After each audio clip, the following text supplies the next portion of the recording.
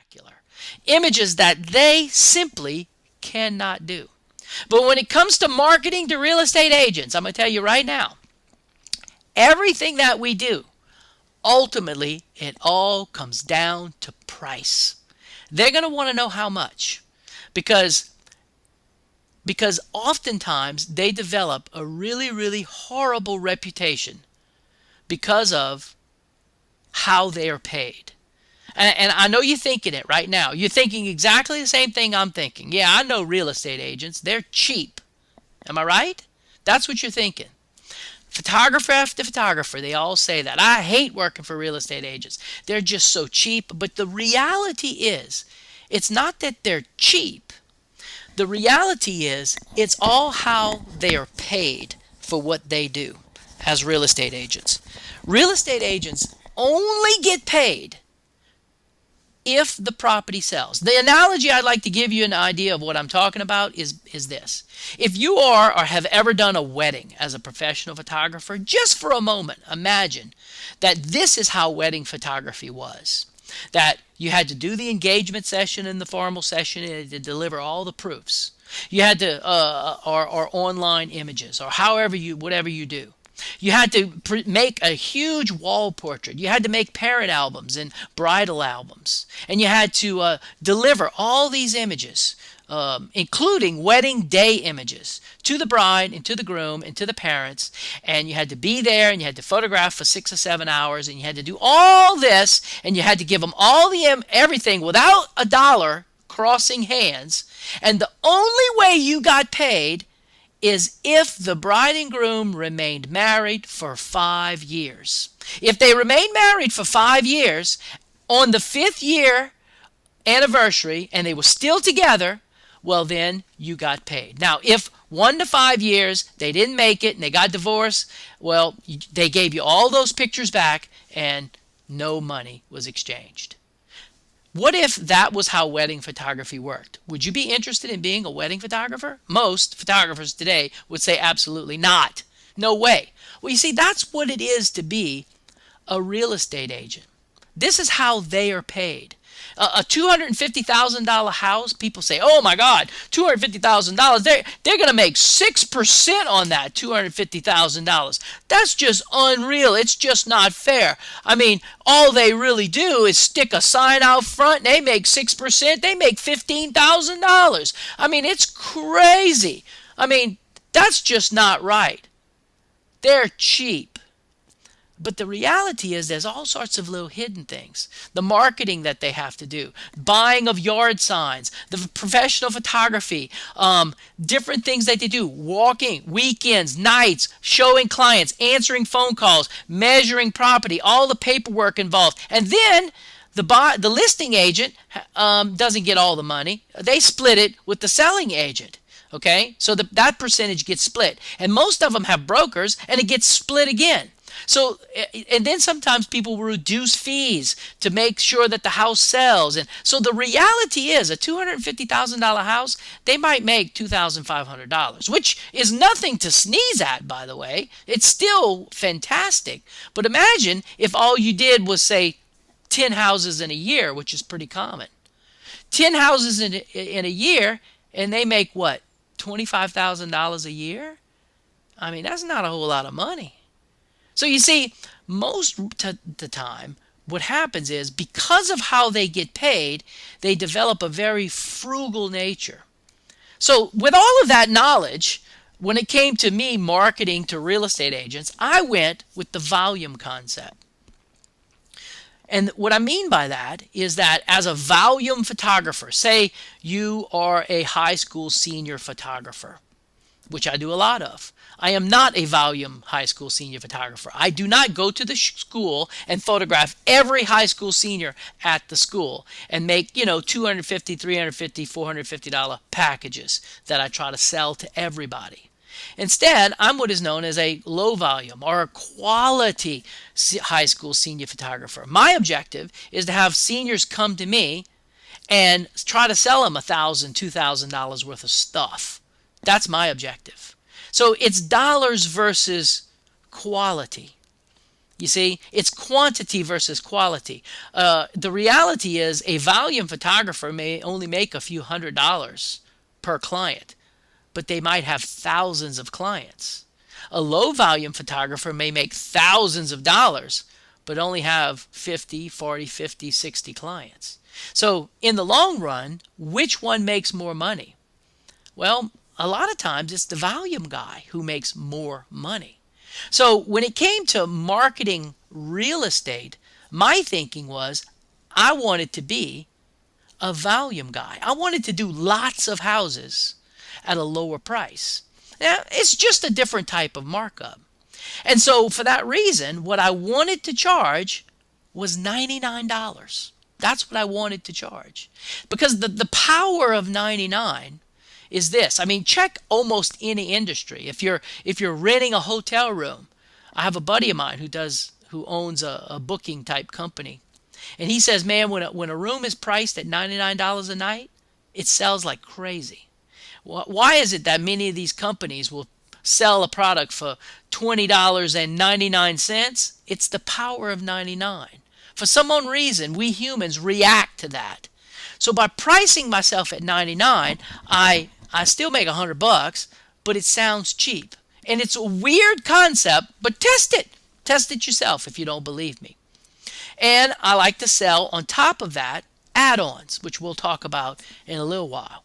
And so all of that comes together when it comes to marketing to real estate agents. There's a lot of special things. You'll notice the sign that you see on the page right now where the lady offers a free sack of crawfish with the purchase of this home. I mean, real estate agents will do almost anything to generate word of mouth. And that's what she told me. She did that, and people came out of the woodwork saying that's the coolest idea, and they told their friends, and they tell everybody. She has to give away, $50 worth of crawfish, and guess what?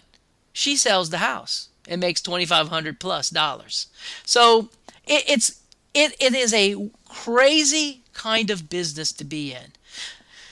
And because of how they operate and what they do, we have to understand that we're not artists to them.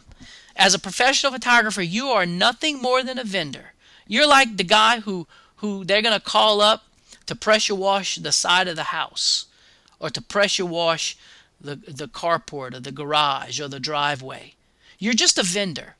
You're not an artist. You're just a means to an end.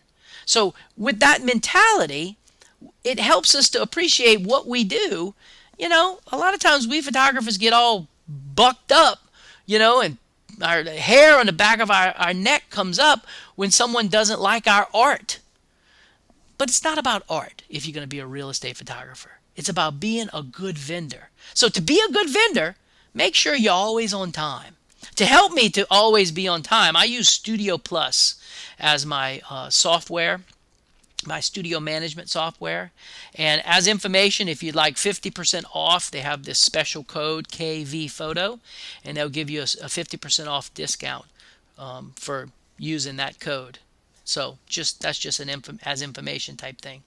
And so before we start talking photography and camera gear, the reason I love Studio Plus so much is because of the app. The app allows me to be on time. The app allows me to manage my entire studio from my cell phone. So calls are transferred to my cell phone, and whenever someone calls my studio, I'm the one answering the phone. I make all my appointments out in the field, and it shows me what time I have to be there, where I'm going, all this type of stuff. The phone number, the phone number and the address of the property where I'm going, all this stuff. And it's really a really neat system. So check it out. Look into it. Use the code.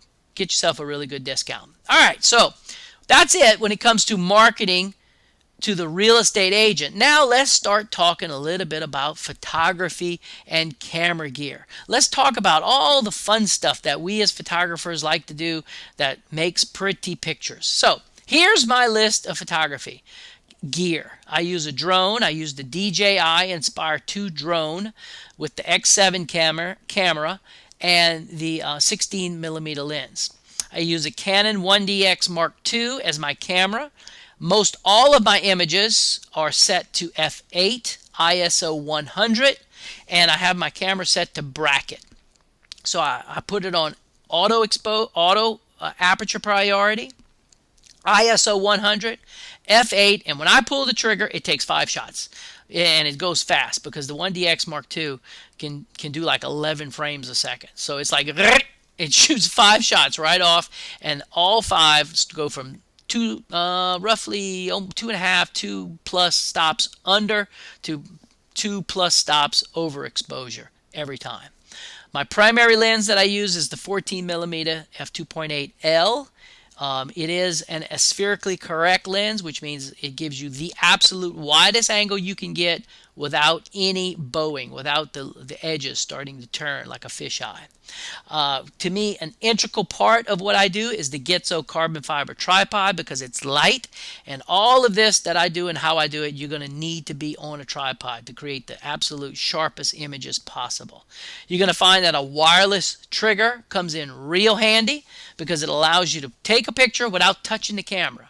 And there are many situations where the camera is actually propped up against the wall and the door has been closed to create the best image, and I'm standing in the next room taking the picture.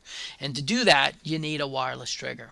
And I use continuous lighting, which we'll talk about in a minute, about how I do my continuous lighting and I'll show you some images where the light, showing you the setup for those lights. All right, so let's talk about the photography. Let's talk about drones first of all, and what's the big deal. You do need to have an FAA Part 107 exemption to where you can legally fly a drone and charge for it. And if what you're doing with real estate photography, you're charging and making money off of drone images. But the Part 107, it's about a month of study. It doesn't take a whole lot of effort. I think it's $150 to take the test. So I highly recommend you get legal, because if you busted and you're doing it without being legal, it's a pretty hefty fine. And plus, it's just bad blood for photographers. Let's just do it the right way. The image you see here really and truly could not be appreciated from the ground. The property is the one at the bottom of that long walkway that leads out to the little hut where they do some fishing. And on the ground, you could not appreciate how beautiful and how cool it is, and how neat this particular property was. It looked like nothing special, like just another house on the edge of the water. But from the air, it looks incredible, and it's eye appealing. Now, this is something you personally, if you own this house, you're never going to experience. You're never going to be up and looking at your house this way. Nobody is going to look at your house from this angle. But just knowing that it looks this cool is all it takes sometimes to generate that sale. So think about that. That's one of the biggest reasons to show images from the air. And I've found that no matter what it is and how crappy the property is, it always looks good from the air. So some of the different things that I do when it comes to professional photography is I like to bring the outside in. So you can see, like in this image, how you can see through the windows. You can see the lake. You can see the house across the lake. But yet at the same time, you can see inside. Now this takes a little bit of effort, and we're going to talk about some of that. And we're actually going to show how it's done in our post-production or Photoshop part of this little segment. But I like everything to look natural. So I like to use the natural light that's in the room, the existing light that the homeowner has, and then enhance that using Photoshop skills. So that's this is a sample image of a living room, just to show how and what I present to clients. This is a sample image of a bathroom, and if I recall, this particular image was literally done while I was standing in the next room, because while it looks like a nice big room, that 14mm lens helps you with that. That 14mm lens allows your room to look bigger than it really is. I'm like, in this shot, the camera's up against the wall, I'm through the door, and I'm pushing the button with my wireless trigger. We actually prepped this image as part of our Photoshop class, so as you can see what it takes to do the windows and lighten up what's happening inside the closet and make sure all the colors are correct and that type of thing.